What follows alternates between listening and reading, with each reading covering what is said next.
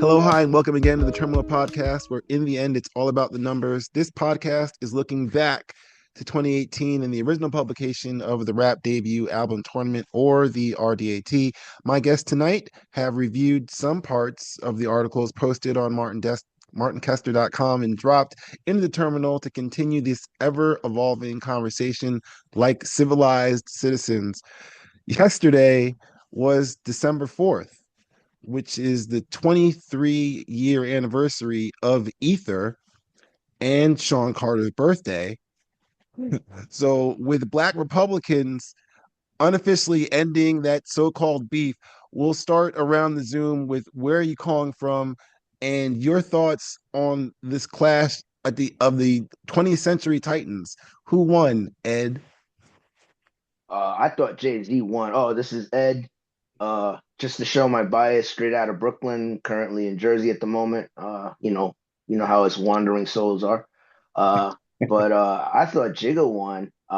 As dope as Ether was, I just think he had better hits. It's kind of like the Kendrick Drake situation where Kendrick just had better hits.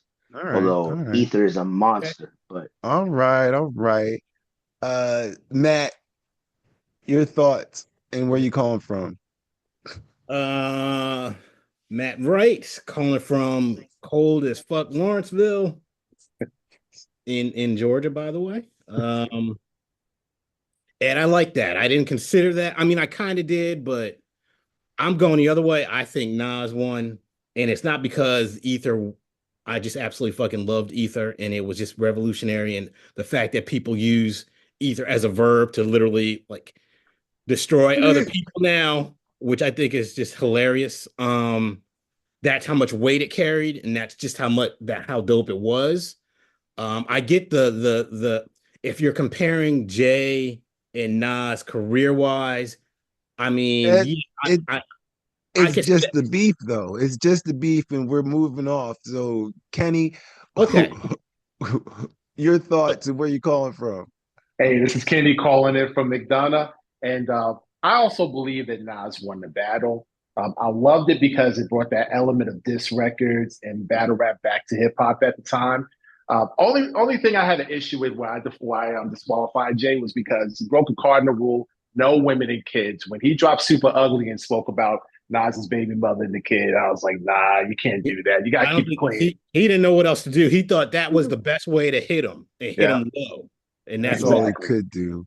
Yeah, I'm sorry, but when they go low, you go lower. That's Maybe right. the Brooklyn thing. Exactly. Yo, Bobby the Brain Heenan used to say, what do you mean don't kick a dog when he's down? He's closer to my Tims. I remixed it a little. But all right. If back to the RDAT is in tournament talk, in NCAA tournament talk terms, this matchup between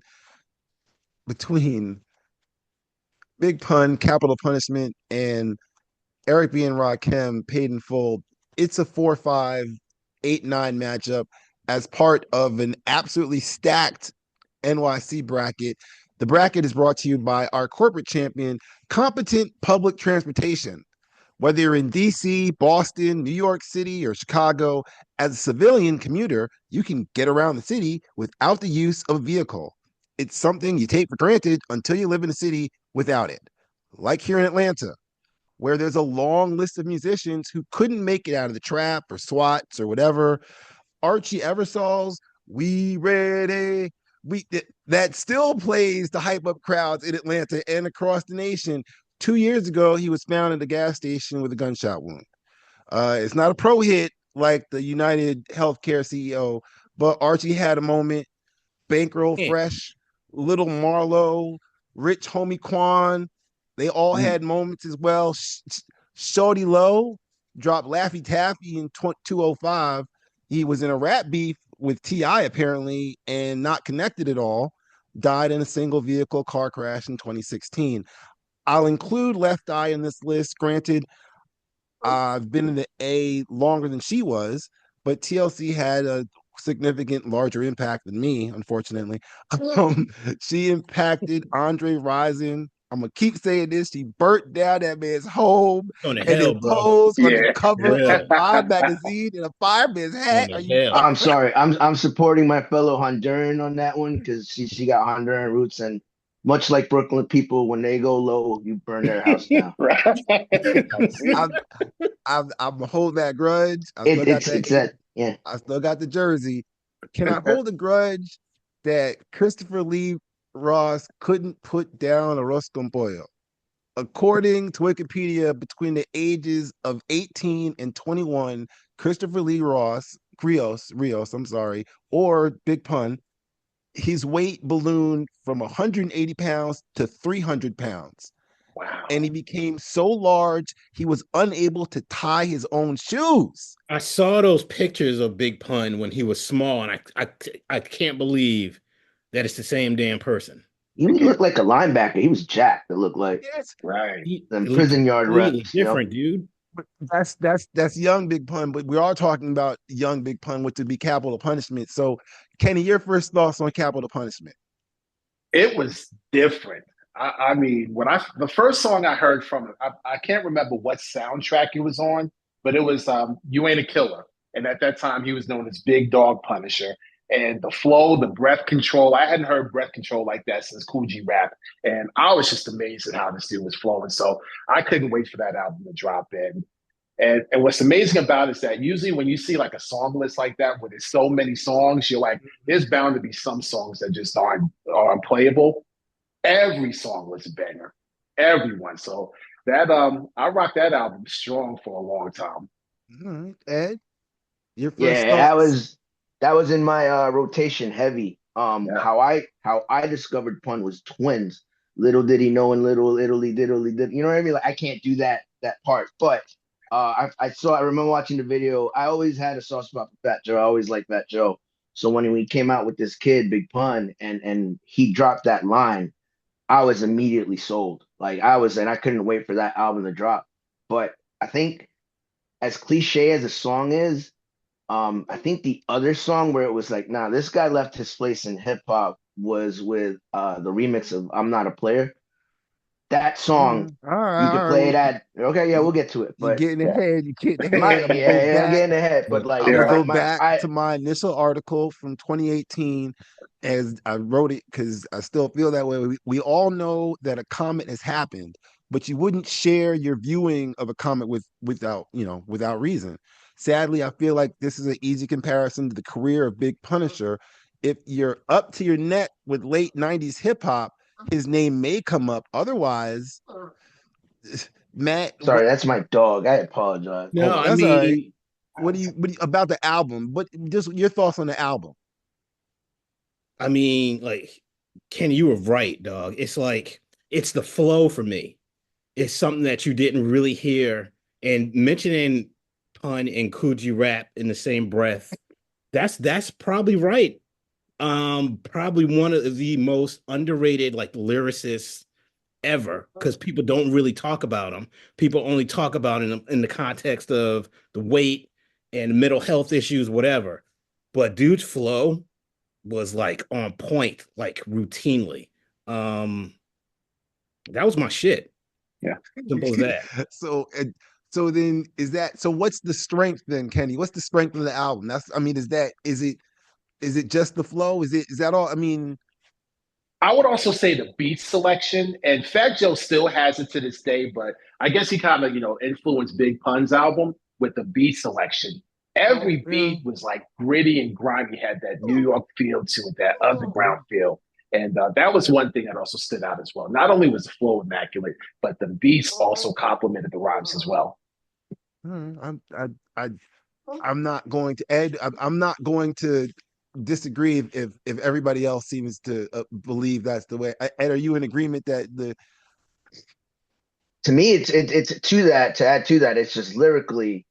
I think people forget yeah the opening verse to Dream Shatterer, which that's my favorite track off of that, just real quick.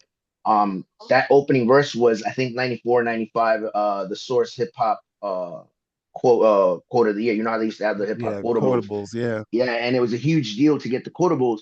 And that opening verse, which is so dope, that whole song has so much layers to it.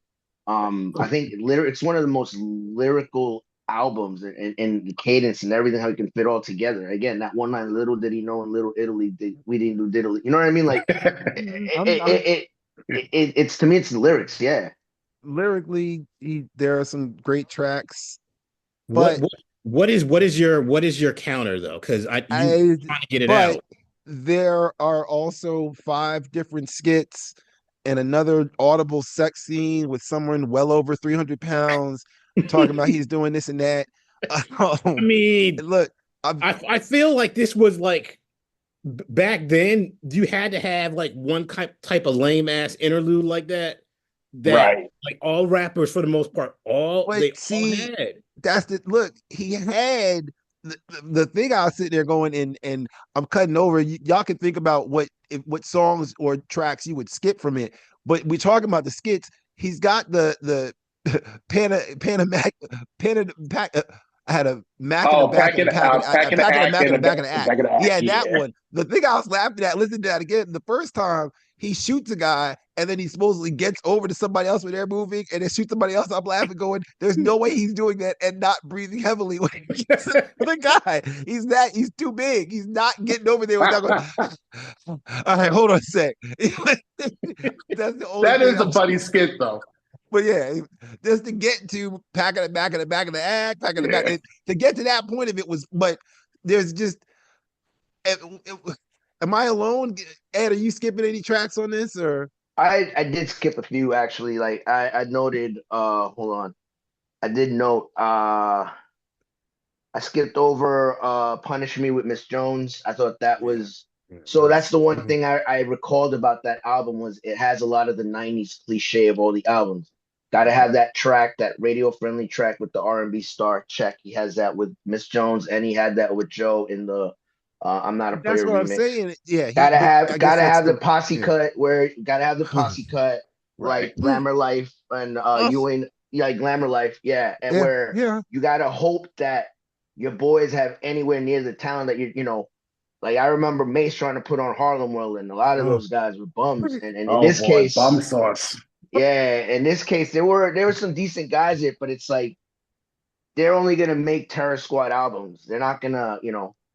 I'm sorry, Cuban Links. I don't think it was gonna stand out on your own. You're always gonna be Memphis Bleak. Even Bleak had an album, like you know. So to me, it did remind me a lot of those cliches, the skits. You know, well, but probably see, they didn't age well. no, well, aged well then. I don't know if it wasn't great. See, it didn't age well now. I don't know if it was great then. Matt, are you skipping past anything? Or it's not even if you were recommending this album to somebody, is there what tracks are you like? Or you don't need to listen to this. You can just go to this and this. What you know what I mean? Basically, are you skipping anything or I what? mean, it's the songs that you loved kind of overtake the songs that you want to skip through. You know what I'm saying? It's kind of I'd skip over Still Not a Player, even though I get it. I get the appeal of Mm, it. I'd skip over it though. okay, That's a that's popular because track though. that's But because you've heard it. I'm also Go ahead. looking into into stuff that's lyrically different. And that to me wasn't that different. You know what I'm saying? Hmm.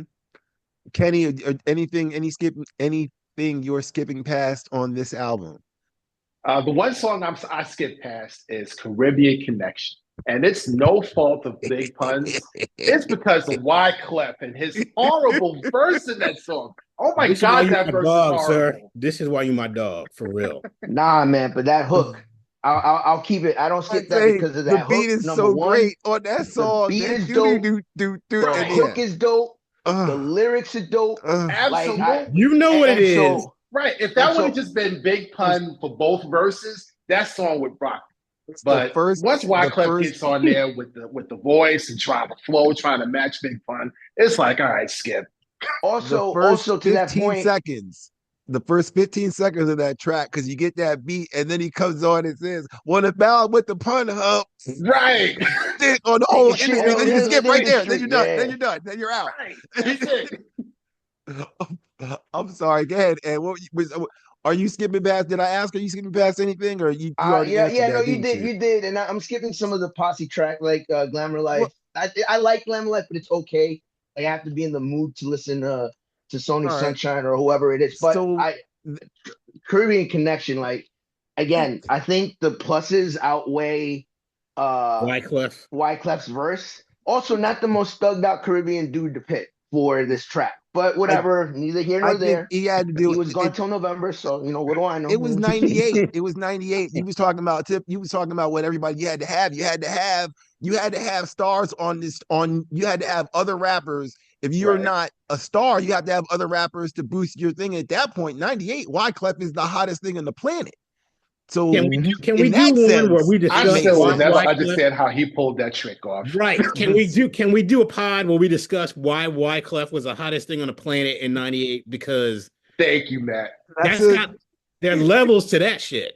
Right, we really need to unpack this. Yes. that is all. Unfortunately, the Fugees have what's it called, refugee camp their way out of this tournament because we're talking debut albums, and I heard Wyclef from there, and you already knew what you were going to get when you got his solo album. So thankfully, the what I could just see him on there with the umbrella and everything like that. I'm going past it because I'm going to so from the worst to the first. The top song I still quote super lyrical in my head right now with Black Thought and Pun. That's my number one song. What's your number one song, Matt, from the album? Number one song. Your number one.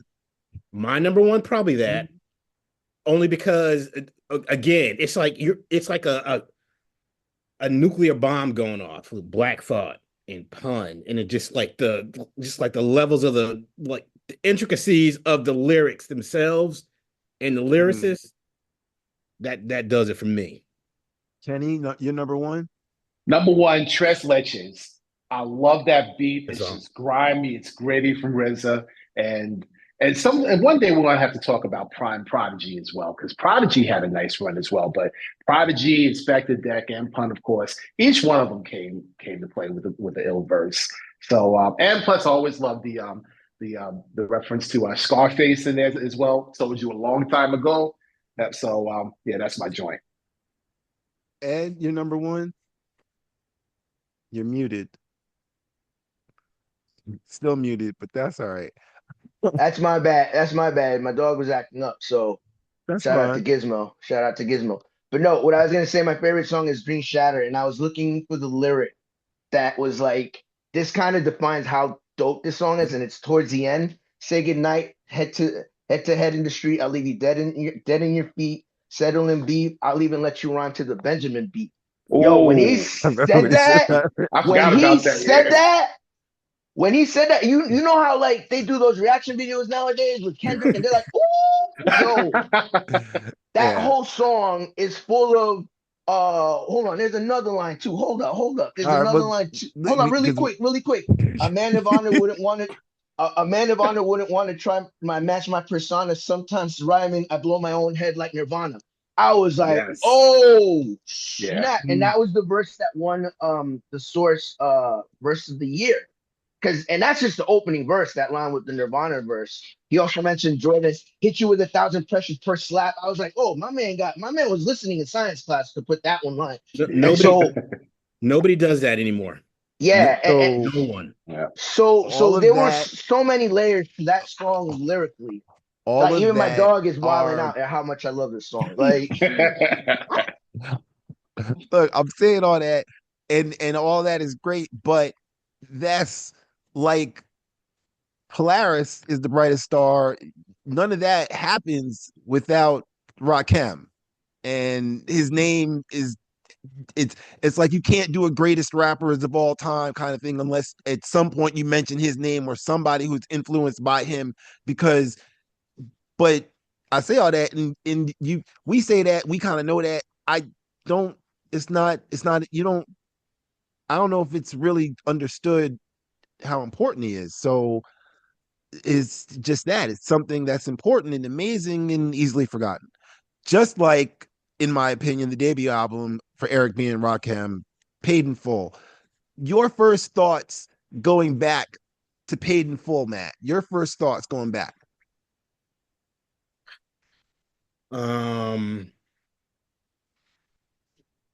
Where do I start?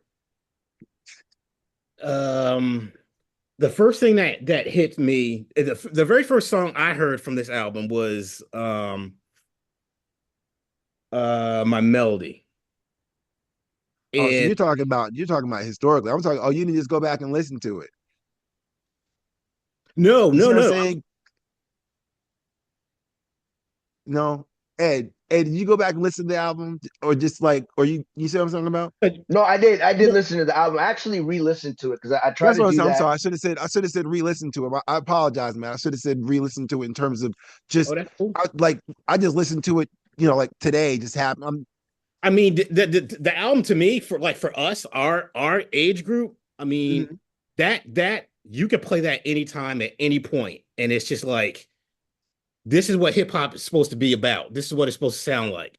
I mean, I don't know if if you're talking about playing it for somebody else, somebody who's younger, who didn't grow up when we grew up, and they listen, Um, what it they just think about it. But for me, that's no matter when I hear it, it's just that's what hip hop is.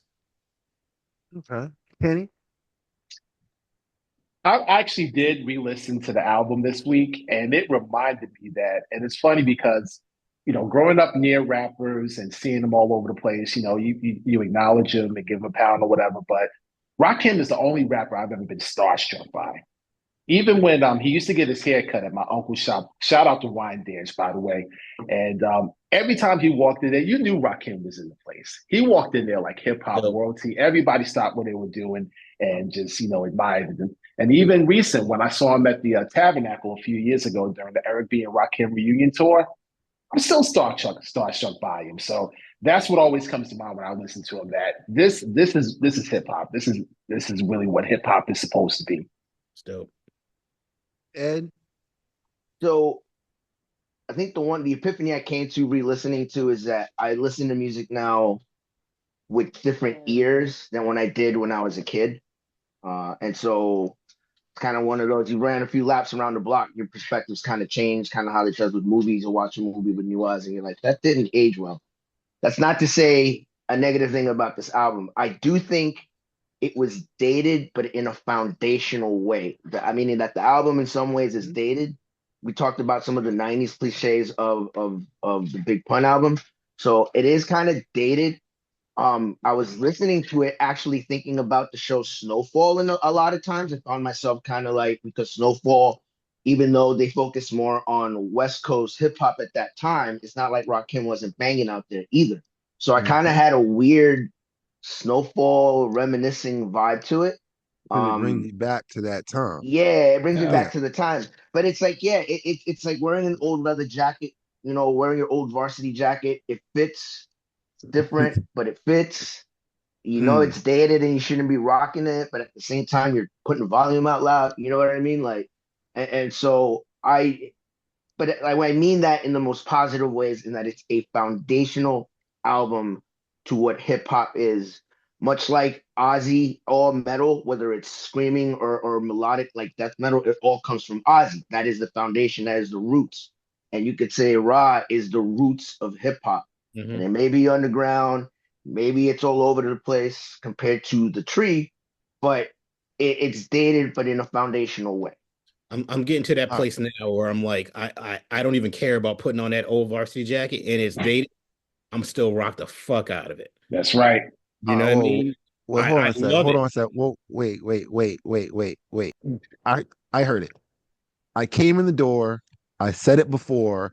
I never let the mic magnetize me no more. But it's biting me, fighting me, inviting me to rhyme. I can't hold it back. I'm looking for the line of taking off my coat, clearing my throat. The rhyme will be kicking until I hit my last note. That's poetry, but it's not. It is, but yeah. Marley Marl, Arrogant Rakim were in like his living room in like a week, and they all get production credits. And that's a quarter Wikipedia. The album's heavy sampling by Eric B became influential in hip hop production. But the lyrics are the true strength of this album. Prove me wrong. Anyone? Nope. Nope. I will play devil's advocate in the sense that obviously I think lyrically is what carries this. He's the main event. But again, talking about the cliches of the 90s, the cliche of the 80s with the DJ cuts, I wish there was more Raw and less Eric B.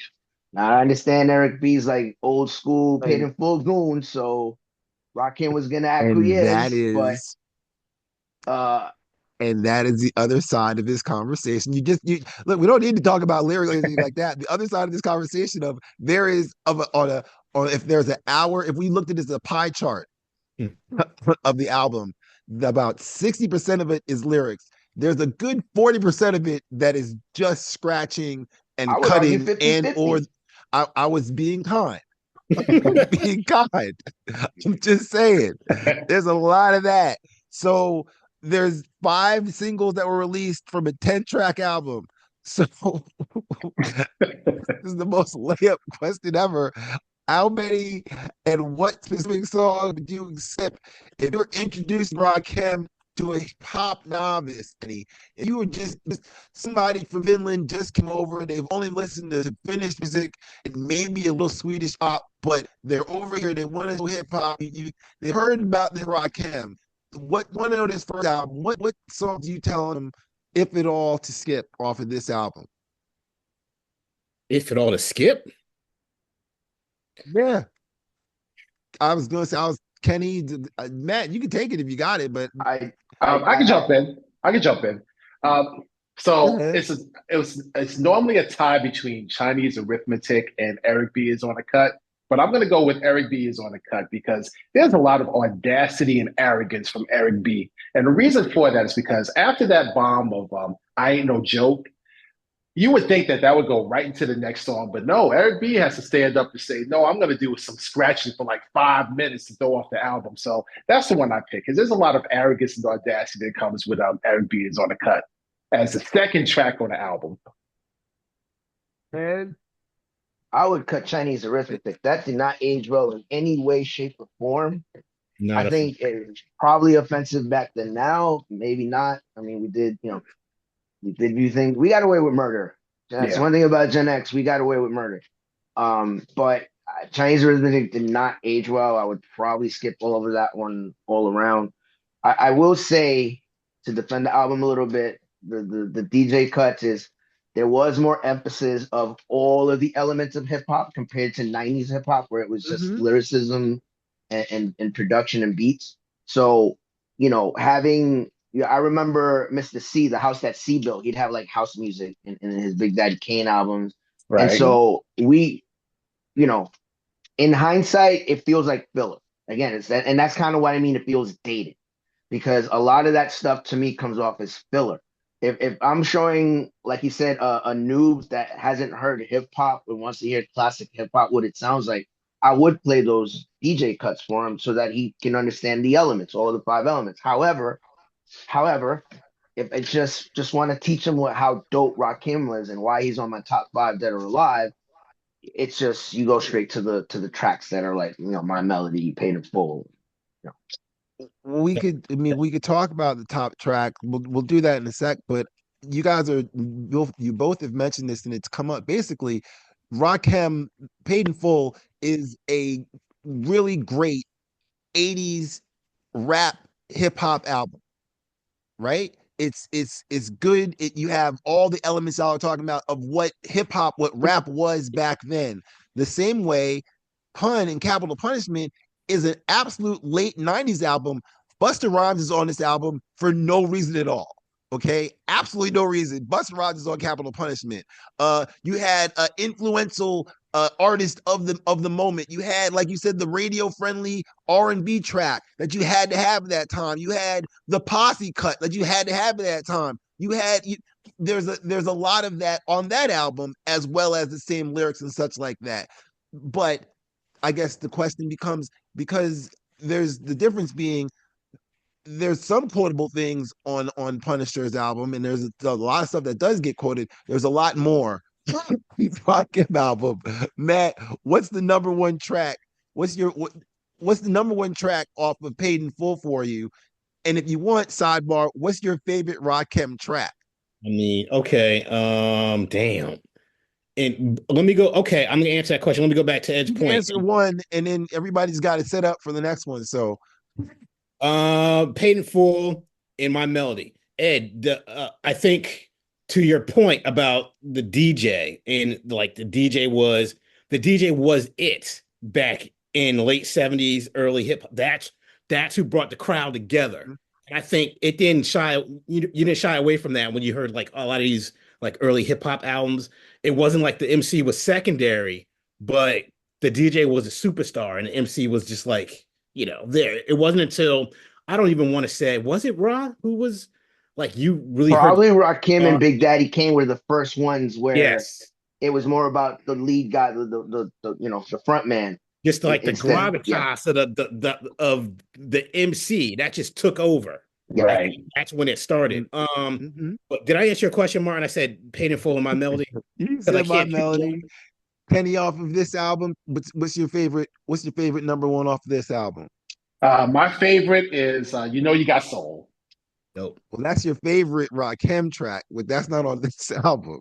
Oh, my favorite Rakim track on any album? No, I'm saying on Paid in Full.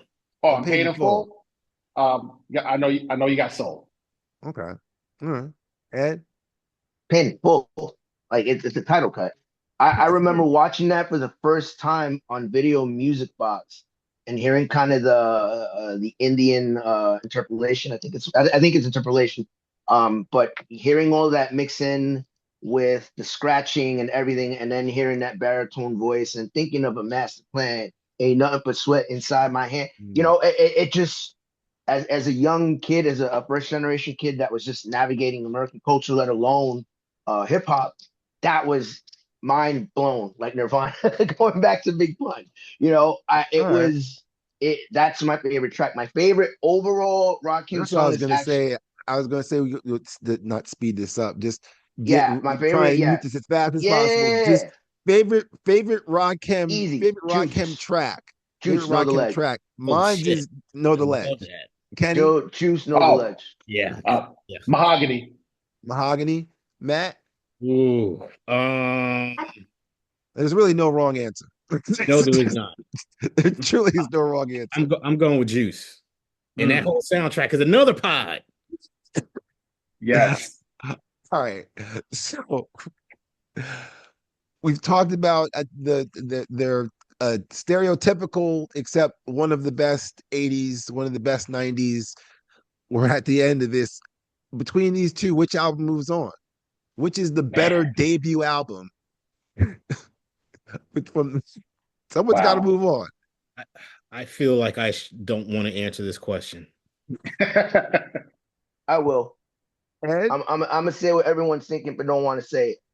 Sorry, Rob. I'm going with Big Pun, just because I got more value. Rod's still one in my top 5, dead or alive. It's not even about that. But as far as better album, Capital Punishment was just a better album. Yeah, it has some filler, but at the end of the day, I'm not a player. The remix, like you can play it in a bar mitzvah in 2024 or at an NBA game, it's going to get a reaction. It's got that classic banger. The production is dope. Lyrically, okay, yeah. Picking between Rakim and Big Pun is like trying to pick between Beyonce and Shakira who you want to date, right? You don't lose. Right. And so, obviously Rakim to me is the better lyricist, but I just think as far as this matchup, I go with Capital Punishment. See, everybody takes this pat. Yes, this is the beauty of this. We're not talking about this album. This specific matchup. album. Styles make the fight, like they say in boxing and MMA. Styles make the fight. Exactly. And I'm going with the Puerto Rican fighter over the guy from Brooklyn. Yeah. Or Long Island, actually. I have to agree with Ed as well. Look, but Kenny, go ahead. Kenny? I have to agree with Ed as well. It pains me to say it, but I have to move forward with Capital Punishment. Capital Punishment. Matt? I mean, my head agrees with Ed and Kenny, but I'm gonna be the contrarian and say Rob, only because without Rob, do we have Big Pun? Do we have, what I'm saying? Do we have that? Yeah. The roots, the foundation. Yes. It is. The foundation. like So, Polaris, like the North Star, like it's there. but again, but my head, but I understand. I know that I understand Kenny and Ed. I get it, but I'm just being a contrarian tonight. So Well, you can And be the contrary I love again it it. hurts because my listen. It hurts my heart picking Rakim over Big Pun, but it just I even had to re-listen to like Paid in Full to make sure I was gonna make this decision tonight. Because I in my head I was shocked. I'm like I probably wouldn't have said this 10 years ago, but yeah, Right. yeah. This is ideal because this is like the Supreme Court where the majority has chosen Big Pun, and that is who will move on. And Matt, you have the contrarian, the contrarian vote in that way, in that house. That is the way this will be because yeah, that is the way I would have, the lawyer as the partition. It was like, yeah, no, the Big Pun album is better. It's not it's just God. I looked at the the rotten parts of it a lot worse. But yeah, I'd also looked at listening to. I've never was the scratching thing like that. And the thing about it is, it's like the last track, or at least on the album version I had, was the is it Cutthroat? No, it's I can't it's a think of it right remix or now. it's not. It's like the extended version of Paid in Full. The version I listened Yeah, to but was it's the Right. the extended extended version, version. The which art, I the remember the name of it, CD. the If I name remember of the it. CD, it was also the Oh, same thing. oh Sorry, I didn't I mean to wish. interrupt. No, you're fine because I don't have what I was looking for because I was sitting there. I went I into it, got you, listened Martin. to it. It was cut. They did the remix for it, and it becomes the 7 minutes of happiness remix that becomes the foundation of what would become EDM in England. And if you listen to them, and this same group brought out Lisa Stansfield, and this same group, essentially, if you listen to them, you're like, oh, so this is where Daft Punk came from, because that's the start of they're at the beginning of, there's the foundation like we're talking about. This is another foundational part of it, which would be the argument for Rakim, but that's also Rakim wasn't happy about hearing that dance version of it. But it's like that was the version of Eric B for president that I kind of heard the Eric B for president. No, it's Paid in Full. I'm Paid in sorry. Full. yeah. It's it's the sped up version of it, and you hear his version and all the crazy sounds and everything like that. That's them. That's the version I'm talking about. That's the one Yeah, that I heard most times on 98.7 because that's the version you can play that goes into the club because that's the sped up version of it. But that's neither here nor there. but it's like two tracks of the same song. Yes. And that's the It's other not part. even a Once remix. again, You can't even say it's a remix. And again, no, that's not a knock. That's not a knock on Raw because again, top five dead or alive no, for me. it's It's not. just Yeah. it's just the nature of the album, and so it was one of those things where an '80s album versus a '90s album, and probably showing the bias on my side, but I just feel like if I'm going to spend $15 on a CD like we used to do back in the day, if I'm going to get up at it because it wasn't streaming, if I was going to get off the couch and go get that CD, I just think I would get more bang for the buck out of Capital as Punishment than I would out of Paid in Full. That's as the just the reality attorney, of it. I'll just say this in defense of 80s albums where you had a DJ that was just cutting around and stuff like that. The Fresh Prince and the Fresh Prince, DJ Jazzy Jeff and the Fresh Prince, those albums when Jeff was being Jeff, those sounded amazing. So it's Oh, like you could be just doing instrumental and being the DJ and it would still sound good. Eric B is just not. He was. think You can't. see And to that's say he was doing it thank Exactly. you. earlier, You nailed it. Jeff You was kind of nailed my Jeff was doing issue. it at the same time. Right. So it's not like I'm not That's talking about exactly someone it. that was I his don't contemporary. But I don't mean to hog time, but like his contemporary was Mr. C. When you hear Mr. C cuts on those Big Daddy Kane albums compared to Eric B and Rakim, going back to MMA and boxing, there's levels to this. There's a Jake Paul level, and then there's Canelo level. And so Right. Eric B, full I'm cut. sorry, at the risk of getting run out of Brooklyn because he gooned out fools you rap like that. He's a legit goon. I just think that you know, Jake Paul No, in this equation is Eric no, B. we, Absolutely. yeah, no, yeah, I'm not around, so I can freely not be afraid of Eric B or his people trying to come after me. But yeah, no, he's. I once again, I named a contemporary of his who's doing it a lot better. So it's not like, Mm-hmm. that's simple as Levels. that. Yes. I'm gonna Levels. close this on a well, not a happier note, but I'll close this on some trivia. I talked about Pun's weight because you can't not talk about his weight. It means that his Grammy nomination for Best Rap Album and becoming the first hip hop Latino solo act to receive a platinum certification is lost because I previously mentioned him ballooning 120 pounds in 3 years. Surprisingly, that didn't get better with fame. You'd be surprised. Add money to it, and your weight problems. Anyway, 99, Pun entered a weight loss program and shed 80 pounds. It was a Duke weight loss program, lost 80 pounds, but left early and eventually regained the weight. In February 5th, 2000, he withdrew from an SNL performance with fellow Bronx natives Fat Joe and Jenny from the Block, which I can remember hearing that happening, of Jenny being there for whatever she was doing there and Fat Joe showing up. And like, yeah, Pun would have been there, but 2 days later he had respiratory failure and was gone. The number I'm looking for is Pun's peak weight at the time of his death. Penny, you got a number for me? I'm gonna go with 463 pounds. 463. 463. Matt, I'm going 410. 410. So that is under. 463 is the high number. Ed? Obvious reasons. 420. 420, 463, and 405. Matt, No, you were 410. below 410. All right. Yeah. All right. The trivia answer will be in the description for the next episode. I'd like to thank all guests for stopping by and wish you and all y'all safe travels on wherever your highway takes you. Thanks for listening and good night.